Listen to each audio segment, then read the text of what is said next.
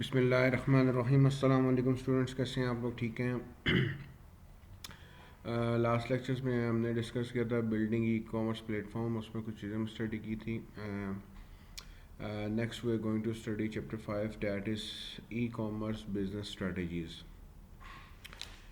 अब देखें, बेसिकली इस चैप्टर के ओवरव्यू में we will study identify the key components of e commerce business model, describe the major B2C business model, describe the major B2B business model. You have idea business to consumer, business to business business models, and understanding key business concepts and strategies applicable to e-commerce. ये एक हमारा एक overview है जो कि basically इस chapter में हमने स्टडी करना है। AS&8 कंपनी है बेसिकली की थोड़ा मैं एक ओवरव्यू दे देता हूँ, केस स्टडी आप लोग पढ़ लीजिएगा। इन्होंने देखो होता क्या है, देखो फॉर एग्जांपल इन्होंने क्या किया था कि प्रोडक्ट ये मैन्युफैक्चर करते थे, तो इन्होंने सोचा कि हम लोग क्यों ना डायरेक्ट कंज्यूमर को सेल करें।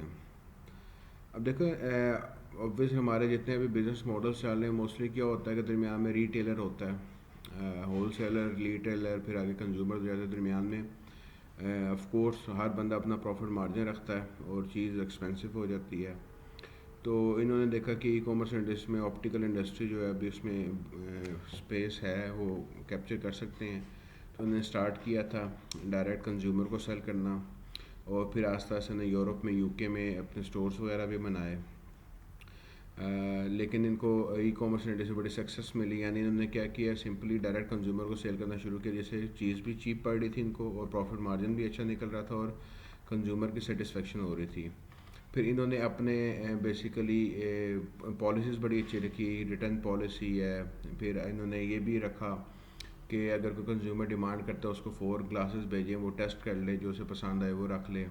तो इन्होंने अपनी इन्वेंट्री स्टॉक भी अच्छा मेंटेन किया ताकि ऑर्डर ज़्यादा आएँ तो उनको पहुंचा सकें। पैकेजिंग अच्छी बनाई, जो इनका डिस्ट्रीब्यूशन चैनल था वो इन्होंने अच्छा रखा, तो ये मार्केट में ऑफ कोर्स हिट कर गई।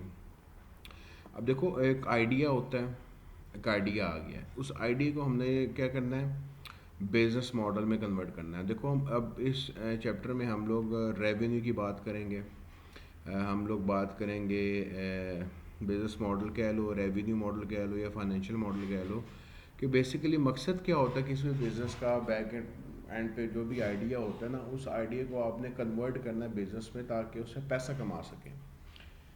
कोई भी बिज़नेस है उसका end of the day motive क्या होता है, अर्न करना, प्रॉफिट कमाना, पैसा कमाना। अब इसमें भी सेम सिचुएशन ई कॉमर्स हम बिज़नेस में देखेंगे कि हम लोग क्या चीज़ें देखते हुए, डिफरेंट फैक्टर्स हैं, कह लो मॉडल के डिफरेंट चीज़ें हैं which we have to consider while making a business model। Idea आ जाता है, आइडिया बहुत आते हैं जहन में, लेकिन उसकी प्रैक्टिकल इम्प्लीकेशन देखनी पड़ती है कि प्रैक्टिकल एप्लीकेबिलिटी है कि नहीं है, फिजिबिलिटी है कि नहीं है।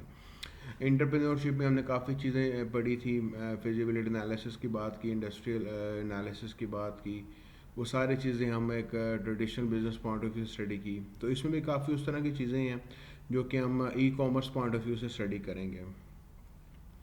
अब देखो बिजनेस मॉडल बेसिकली है क्या, set of planned activity design to result in profit in market place. Planned activities यानी कुछ एक्टिविटीज़ हैं जो कि हमें प्लान करनी पड़ेंगी। अब देखो बिजनेस मॉडल को आप बिजनेस स्ट्रेटजी नहीं कह सकते, कई सिनेरियोज में बिजनेस मॉडल बिजनेस स्ट्रेटजी की डेफिनेशन में फॉल करता है, लेकिन 100% नहीं। बिजनेस मॉडल बेसिकली क्या, आपका एक सेंटर ऑफ बिजनेस प्लान है। अब बिजनेस प्लान एक डॉक्यूमेंट है जो कि डिस्क्राइब करता है कि आपका बिजनेस मॉडल है क्या। देखो an e commerce business model aims to use and leverage the unique qualities of the internet, the web and the mobile platform. अब देखो लेवरेज क्या है, कि आपने किसी चीज़ को यूटिलाइज़ करते हुए, अब ई कॉमर्स बिजनेस मॉडल क्या है कि आपने इंटरनेट, वेबसाइट और मोबाइल प्लेटफॉर्म को यूटिलाइज़ करते हुए, उनको लेवरेज करते हुए अपना बिजनेस इस्टेब्लिश करना है। बिजनेस मॉडल एक एक्टिविटीज़ हैं जो कि आपके बिजनेस प्लान का सेंटर होती हैं, ठीक है। अब उस बिज़नेस प्लान एक रिटन डॉक्यूमेंट होता है, जैसे आपने इंटरप्रेन्योरशिप में बिज़नेस प्लान कोई बनाया होगा, उसी तरह का एक डॉक्यूमेंट कह लो कि इसमें भी होता है जो हमें बनाना पड़ता है। अब नो आर 8 की एलिमेंट्स। अब बिजनेस मॉडल के अंदर बेसिकली 8 की एलिमेंट्स हैं जो कि हमें देखने पड़ते हैं कि अब क्या है। अब उसमें वैल्यू प्रपोजिशन है, रेवेन्यू मॉडल है, मार्केट अपॉर्चुनिटी है, कंपेटिटिव एनवायरनमेंट है, कंपेटिटिव एडवांटेज है, मार्केट स्ट्रेटजी है, ऑर्गेनाइजेशन डेवलपमेंट है, मैनेजमेंट टीम है। अब ये सारी चीज़ें बेसिकली मोस्टली आपने पढ़ी भी हैं। देखो, many writers focus on firms value preposition and revenue model. Value preposition सबसे कह लो इम्पोर्टेंट चीज़ है। While these may be the most important, most easily identified aspect of the company's business model, the elements are equally important when evaluating business model and plans or when attempting to understand why a particular company has succeeded. Importance business value की सबसे ज़्यादा है। देखो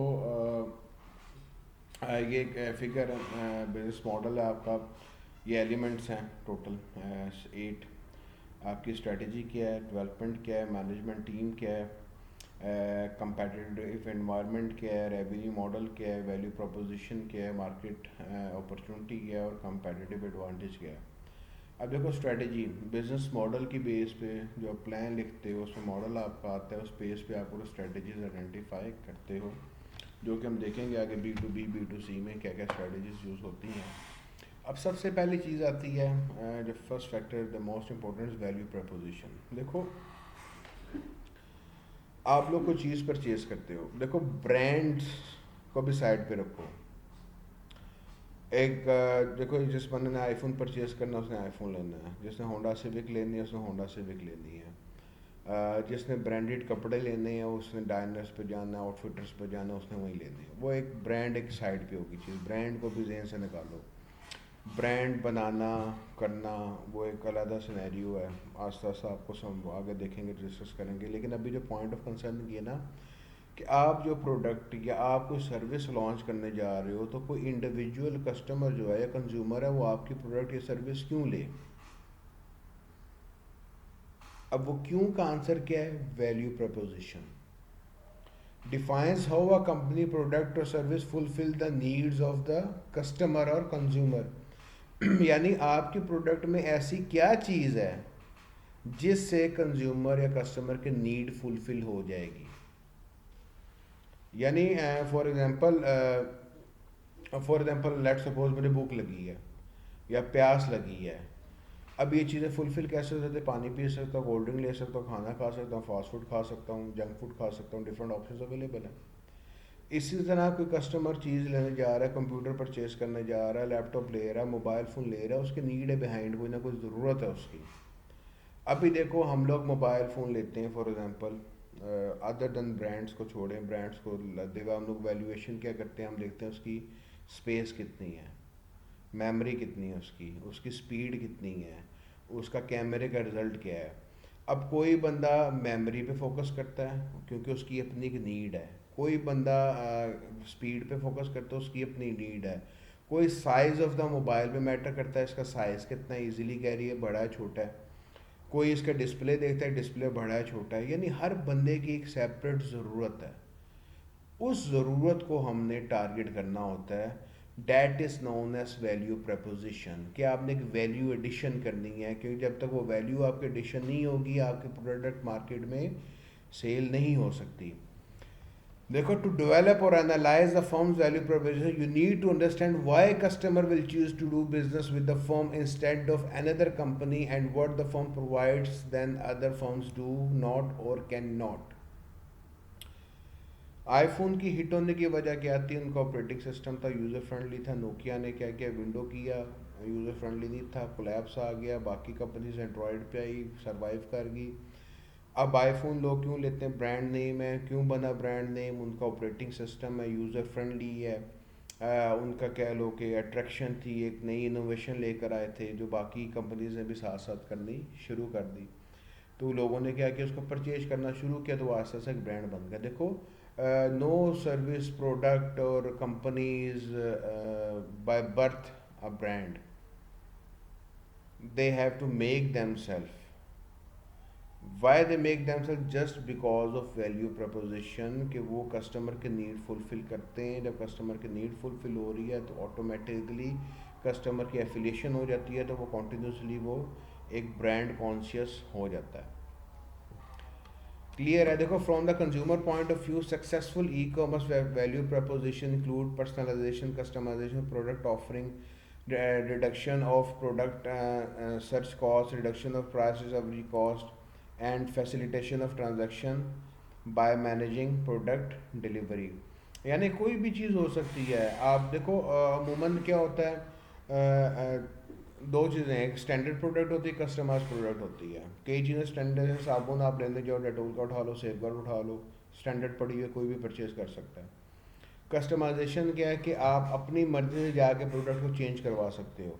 जैसे furniture industry में customization available है किसी level तक कि आप अपनी मर्ज़ी की पॉलिश करवाओ, पेंट करवाओ, रॉ मटेरियल आप ले लेते हो, या आप डिज़ाइन करवा सकते हो, नए सिरे से करवा सकते हो।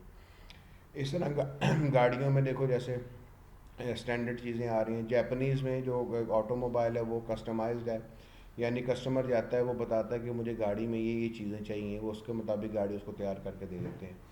तो ये चीज़ें देखनी पड़ती हैं हमें। अब इसमें सबसे बड़ी एग्जांपल अमेज़ॉन की थी। अमेज़ॉन एक वैल्यू प्रपोजिशन लेके आया। देखो, मुझे किताब चाहिए, फॉर एग्ज़ाम्पल मैंने किताब लेनी है, मैं किताब लेने गया हूँ, जेलम गया हूँ, मैं गया हूँ, पता लगा जी किताब अवेलेबल नहीं। वो कहते हैं जी हफ्ते बाद आएगी, आप आके दोबारा चक्कर लगा लें। अब मुझे फिर हफ्ते बाद जाना पड़ेगा लेने के लिए। अमेज़ॉन ने इस काम को क्या किया, ऑनलाइन कर दिया। आप उसके स्टोर पे गए, किताब परचेज़ की, अगर लेट्स को किताब नहीं भी है तो आपको बता देंगे जी इतने दिन बाद आ जाएगी, या वहीं पे बैठे क्लिक करेंगे, किताब आपके घर में आ जाएगी।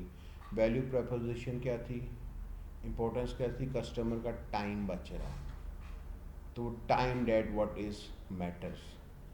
तो उस पे वो अमेज़ॉन आपके सामने आज के स्टेज पे पहुंचा हुआ है। अब बाकी कंपनीज भी उस कॉन्सेप्ट पे आ गई हैं, लॉन्च करना शुरू किए हैं। कोविड के बाद ऑफ कोर्स कोविड में अब सिनेरियो चेंज हो गया वर्ल्ड का। तो हमें क्या है, देखो, Amazon primary value proposition are unparalleled selection and convenience, यानी उनके पास वैरायटी थी, यानी वो इतनी वैरायटी आप किसी रीटेल स्टोर पे जाओ तो शायद आपको ना मिले जितनी आपको ऑनलाइन मिल जाती हैं। Second most important thing is revenue model. अब देखो, आपको कुछ चीज़ें मज़ीद क्लियर होंगी कि डिफरेंट कंपनीज कैसे कैसे वर्क कर रही हैं, कैसे चल रही हैं। रेवेन्यू मॉडल भी कह सकते हैं, फाइनेंशियल मॉडल भी कह सकते हैं। Describe how the firms will earn revenue, produce profit and produce a superior return on invested capital. देखो, कोई भी बिजनेस बहुत कम होता है, वेरी रेयर है कि आप वैसे शुरू कर दो।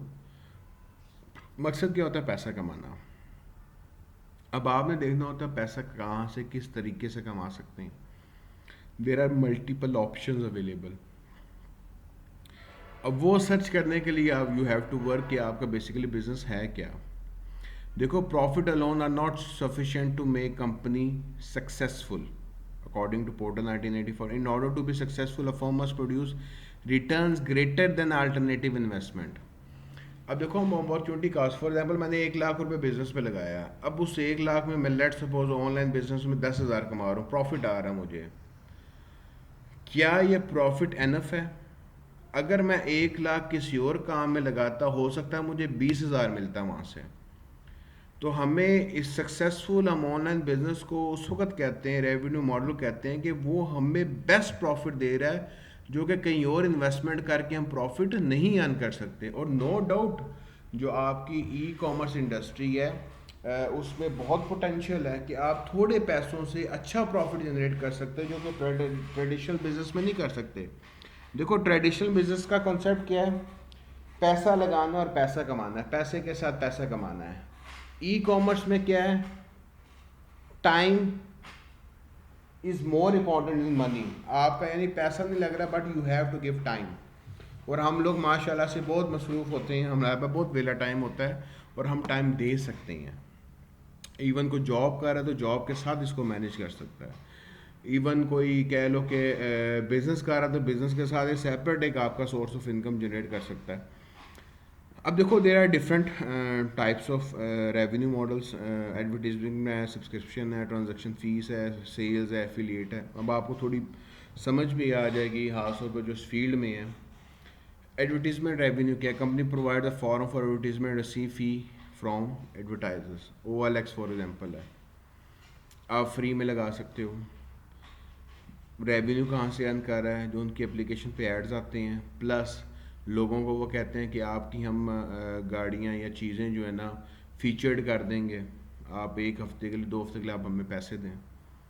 अब पैसा किस चीज़ से कमा रहा है? वो सिर्फ एडवर्टीजमेंट से कमा रहा है। लोग वेबसाइट्स बनाते हैं, ब्लॉग्स बनाते हैं, गूगल एडसेंस कर लेते हैं, पैसा किससे कमा रहे हैं? एडवर्टीजमेंट से कमा रहे हैं। यानी आपने क्या किया है? Yahoo for instance drive a significant amount of revenue from display and video advertisement. Facebook आपके सामने है, वो सारा एडवर्टीजमेंट से कमा रहा है पैसे। यूट्यूब आपके सामने है, 1.65 बिलियन उनकी अर्निंग है, आई थिंक वीकली है, मंथली मुझे थोड़ा श्योर नहीं है। अब ये क्या है? एडवर्टीजमेंट रेवेन्यू मॉडल है। यानी आपने कोई ऐसी चीज़ बनाई है जहाँ पे लोग आते हैं, विज़िट करते हैं, पढ़ते हैं, देखते हैं, और उस पर लोग एडवर्टीजमेंट लगा रहे हैं। क्योंकि वो फॉर एग्जांपल एक वेबसाइट है जैसे ProPakistani.pk है, वो बहुत ज़्यादा मिलियंस ऑफ यूज़र्स उसको डेली पढ़ते हैं। अब उसकी वजह से क्या है कि कंपनीज को पता है कि ये वेबसाइट ज़्यादा ओपन हो रही है, लोग पढ़ते हैं, तो वहाँ पे एडवर्टीजमेंट उन्होंने लगाने शुरू कर दी। गूगल एडसेंस के थ्रू भी कमा रहे हैं, डायरेक्ट एडवर्टीजमेंट भी आ रही है। ये क्या है? That is a source of revenue model, advertising. Second आपके पास है सब्सक्रिप्शन, सब्सक्राइब करें। देखो यूट्यूब पे सब्सक्रिप्शन क्या है? फ्री है। अब जो मेरी सेंस से काम करती है कि अब इसमें हो क्या जाना है कि जो बहुत ज़्यादा हिट हैं चैनल्स, माइट पॉसिबिलिटी हो सकती है ये ऑप्शन आ जाए कि जिनका बहुत ज़्यादा अच्छा चल रही है, तो वहाँ पे आपको सब्सक्रिप्शन के पैसे देने पड़े। एक डिजिटल वर्जन है कंज्यूमर रिपोर्ट्स, ऑनलाइन है, वो क्या करते हैं कि मोबाइल एक्सेस भी कर सकते, कंटेंट होता है, रेटिंग्स आती हैं, उस पर रिव्यूज़ आते हैं। इसके अलावा आपके पास फोर्ब्स मैगज़ीन है, जिस तरह वो कहते हैं सब्सक्राइब करें आप, तो आपको हम डेली बेसिस पे भेजेंगे। अब कई फ्री हैं लेकिन वो एडवर्टीजमेंट से कमा रहे हैं, कई क्या करते हैं कि हमें आप पैसे दें, 6.95 मंथली होगी और इतनी एनुअल फीस होगी। अब देखो उसके लिए ज़रूरी क्या है? उस सब्सक्रिप्शन के लिए ज़रूरी क्या है कि आपका कंटेंट हाईली वैल्यूड हो, प्रीमियम ऑफरिंग हो। यानी वो क्या चीज़ें, बहुत अच्छी चीज़ें आप दे रहे हैं जो कि कहीं और अवेलेबल नहीं है, तब आपका सब्सक्रिप्शन रेवेन्यू मॉडल जनरेट होता है। तो डिफरेंट वेबसाइट्स हैं, जैसे बेसिक है, ई हारमनी है, डेटिंग सर्विसेज वाली, एंसेस्ट्री, जिनोलॉजी रिसर्च वाली, माइक्रोसॉफ्ट एक्सबॉक्स लाइव है वीडियो गेम्स की, पेंडोरा, स्पॉटिफाई है, एप्पल म्यूज़िक है, फिर अमेजोन किंडल अनलिमिटेड प्रोग्राम है, ई बुक्स है, नेटफ्लिक्स है, हुलू है, टेलीविज़न एंड मूवीज़ है। तो ये सारी की सारी चीज़ें क्या हैं? ये सारे सब्सक्रिप्शन रेवेन्यू बेस्ड मॉडल है। देखो मैंने कोशिश ये की है कि आपके लिए वो चीज़ लाऊं जो आपको आगे जाके बेनिफिट दे, आप मैक्सिमम उससे लर्न भी कर सको और फ्यूचर में अर्न भी कर सको। और earning through learning is the best possible option which you can avail in today's world. अच्छा, उसके बाद हमारे पास एक फ्रीमियम आता है। अब फ्रीमियम क्या है? जैसे फॉर एग्जांपल ग्रामरली है, आप इंस्टॉल करते हो, ये बेसिकली एक सॉफ्टवेयर है, कह लो कि आपके कंप्यूटर में इंस्टॉल होता है, MS वर्ड में भी आ जाता है, इसका एक्सटेंशन वगैरह सारी क्रोम पे भी आती है, कि आपकी जो भी ग्रामेटिकल मिस्टेक्स होगी, जो भी आप लिखोगे, स्पेलिंग मिस्टेक्स होगी, रीडिनेस में प्रॉब्लम है, आपने कम्प्लिकेशन ज़्यादा लिखी हो, हर चीज़ आइडेंटिफाई कर देते हैं। यानी उन्होंने क्या क्या है, it's a combination of subscription and with a freemium strategy, कि the companies give away a certain level of product or service for free but then charge a subscription fee for premium services of the product. जैसे canva.com है, 1 month के लिए आपको free मिल जाएगा, उसके बाद वो प्रीमियम सर्विस, यानी वो आपको फ्री दे के मकसद क्या है, वो बता रहे हैं, आपको इंड्यूस कर रहे हैं कि आप हमारी सर्विसेज पे ये बेनिफिट ले सकते हैं। तो जब आप पेमेंट कर दोगे तो आप ये सारे बेनिफिट्स ले सकते हो, वरना आपको एक बेसिक फैसिलिटेशन वो देते हैं कि आप इतने हद तक यूज़ कर सकते हो। तो इस तरह की भी हैं जो फ्रीमियम स्ट्रेटजी पे चलती हैं। ये आपके वो रेवेन्यू बेस्ड मॉडल्स हैं, उनकी एग्जांपल्स हैं, उनके रेट्स वगैरह लिखे हुए हैं सारे, आप देख लीजिएगा इसको, ठीक है। जैसे ये हारमनी का 1 मंथ इतने की, 3 मंथ्स इतने की, 6 मंथ इतने की है, और ये 12 मंथ्स की ये है। इसी तरह एंसेस्ट्री का है, इस तरह बुक्स का है, स्पॉटिफाई म्यूज़िक का है, उसका है। क्लियर हुई है बात। अब मैं इसमें देखूं शायद वो एग्जांपल नहीं। अच्छा, फ्रीमियम के बाद हमारे पास आती है जी स्ट्रेटजी के बाद आती है transaction fee model strategy. A company receives a fee for enabling or executing a transaction. For example, eBay provides an auction marketplace and receive a small transaction fees. Amazon fees ले रहा है, Payoneer fees ले रहा है, PayPal fees ले रहा है।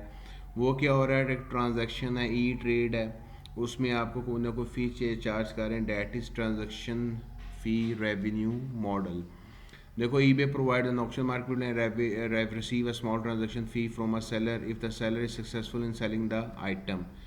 E-Trade, a financial service provider, receive transaction fees each time it execute a stock transaction on behalf of a customer. तो ये क्या ट्रांजैक्शन फी रेवेन्यू मॉडल है आपके पास। उसके बाद एक आपके पास क्या आता है, sales revenue model. Selling goods, content, or service to customer. Companies such as Amazon, LL Bean, Gap all have sales revenue model. Number of companies are also using a subscription-based sales revenue model.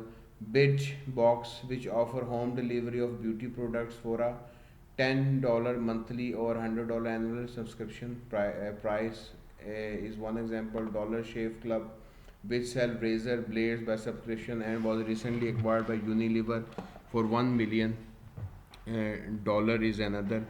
यानी basically वो क्या है कि आप हमसे subscribe कर लें, आपको हम ये प्रोडक्ट्स हर महीने बाद इतनी क्वांटिटी में बेचते रहेंगे। यानी वो क्या है, सब्सक्रिप्शन बेस्ड सेल रेवेन्यू है। कुछ कंपनी जैसे अमेज़ोन है, प्रोडक्ट लगाते हो, वो सेल होती हैं, आपको रेवेन्यू आ जाता है। जिस तरह पाकिस्तान में दराज.pk है, सेल्स रेवेन्यू मॉडल है। यानी वो ट्रांजैक्शन फ़ी रेवेन्यू मॉडल से अर्न कर रहे हैं, अगर अपनी प्रोडक्ट वो बेचना शुरू कर देते हैं तो वो सेल्स रेवेन्यू मॉडल में आ जाएगी। एफिलिएट रेवेन्यू मॉडल, अब ये मॉडल बहुत अच्छा है और फ्यूचर में इसका स्कोप भी बहुत अच्छा है। यानी आप क्या करते हो, रेफ़र करके पैसा कमाते हो। देखो, अब आप फॉर एग्जांपल गए थे अजवा पे खाना खाने या किसी और रेस्टोरेंट पे गए थे, आप लोग स्टेटस लगाते हो जाके बाकायदा, जब फलाने KFC गए थे, मैकडोनल्ड गए थे, फिर कोई पूछता है यार कैसा लगा आपका जुआ खाना, आप कहते बहुत अच्छा था, बड़ा मज़ा आया, आप भी ट्राई कीजिएगा। आपने क्या किया, वर्ड ऑफ माउथ मार्केटिंग की है। आपने अब उसकी मार्केटिंग की है, जब वो बंदा खाना खाने जाएगा ना तो उसका आपको कोई बेनिफिट नहीं है। अब एफिलिएट रेवेन्यू मॉडल ये है कि आप किस बेनिफिट ले सकते हो, तो लॉन्ग टर्म ले सकते हो। आप रेफ़र करते हो तो आपको बेनिफिट मिले। फॉर एग्जांपल, आपने अजवा को जाके अजवा की तारीफ़ की है, बंदा खाना खाने गया है, आपको कोई बेनिफिट नहीं मिला, लेकिन अब कंपनी इस सेंस में आ गया कि अगर आप किसी बंदे को बेचते हो हमारे पास तो आपको भी उसमें प्रॉफिट शेयरिंग हम देंगे। देखो, company steers business to an affiliate and receive a referral fee or percentage of revenue from any resulting sale. अब इस तरह वेबसाइट्स बनी हुई हैं, एफिलिएट वेबसाइट्स हैं। आप अक्सर सर्च करो किसी चीज़ के बारे में तो एक डिफरेंट वेबसाइट्स ओपन होती हैं, उसमें पूरे आर्टिकल्स लिखी होती हैं, उसकी तारीफ़ें लिखी होती हैं, मेडिसिन से रिलेटेड भी हैं, आपके पास स्पोर्ट्स से रिलेटेड भी हैं। फिर वो नीचे लिंक होता है, जब उस लिंक के थ्रू आप बाय करते हो तो आपको सेल में से एक एफिलिएट कमीशन मिलती है। अमेज़ॉन का भी एफिलिएट प्रोग्राम है, डिफरेंट वेबसाइट्स एफिलिएट प्रोग्राम करते हैं। मकसद क्या होता है, ताकि आपका मार्केटिंग भी हो जाए फ्री की और आप पैसे भी कमीशन शेयर करते हो। सेल मेन मकसद कंपनी का होता है सेल हो जाए। देखो, for example, MyPoints makes money by connecting companies with potential customer by offering special deal to its member. देखो, फॉर एग्जांपल, इंश्योरेंस कंपनी के सेल्स एजेंट है ना, वो भी रेफ़र करते हैं, क्लाइंट लेके आते हैं, उनको कमीशन मिलता है। तो ये अब चीज़ें क्या हो गई हैं, कह लो कि अब सिनेरियो चेंज हो गया वर्ल्ड का। और एफिलिएट मार्केटिंग, जो रेफरल बेस्ड मार्केटिंग होती है ना, उसका फ्यूचर है और उसने फ्यूचर में काफ़ी कह लो लॉन्ग रन चलना है और ये बड़ा अच्छा एसेट जनरेट करते हो। यानी आपने एक दफ़े कस्टमर को रेफ़र किया है तो जब जब वो शॉपिंग करेगा आपको उसकी कमीशन मिलेगी। बेशक ज़िंदा हो या नहीं हो, कंपनीज बड़ी अच्छी चल रही है। मैं खुद कई कंपनीज के साथ इन्वॉल्व हूँ जहाँ पे मैंने सीधी बात सब्सक्रिप्शन के लिए भी गया, और जब जब सेल होती है मुझे उसमें प्रॉफिट मार्जिन मिलता है। क्लियर हुई है बात। यहाँ पे मैं इसको टॉपिक को क्लोज कर रहा हूँ। नेक्स्ट इंशाल्लाह हम नेक्स्ट लेक्चर में कंटिन्यू करते हैं। जो हमारा नेक्स्ट है इसमें जो 8 बेसिकली मॉडल्स हैं हमारे पास ना, बिजनेस मॉडल जो है इसका, ठीक है, 8 फैक्टर्स जो पॉइंट्स हमने देखने हैं। ठीक है, अपना ख्याल रखिएगा। अल्लाह हाफिज़।